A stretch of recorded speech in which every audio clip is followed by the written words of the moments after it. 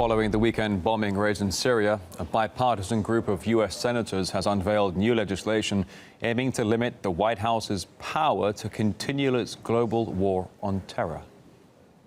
For too long, Congress has given presidents a blank cheque to wage war.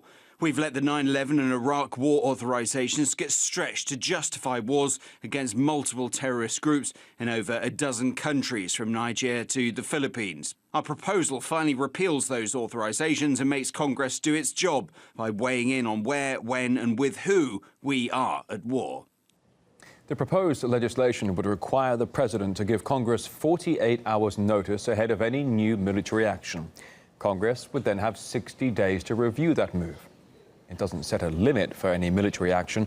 However, it does include a congressional review every 4 years. The proposal also expands the president's authority to take action against al-Qaeda, ISIS or the Taliban, but not a state. Now, the current war powers have been in place since 9/11 and have been used nearly 40 times in 14 countries. We discussed the proposed overhaul with former U.S. Congressman and presidential candidate Ron Paul.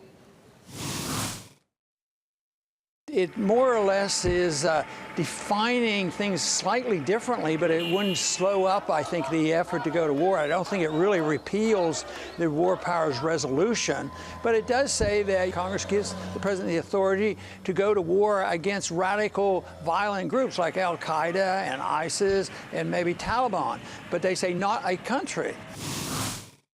I really don't think it's going to pass. We'll see. I only welcome the debate, but I think they'll wake up and find out it's not doing anything, and that when they pass these resolutions, most of the time things get worse. This whole idea that you can fight radicals any place in the world, that's what they're doing already. It just gives more authority to the type of policy that we've been following and getting us into trouble.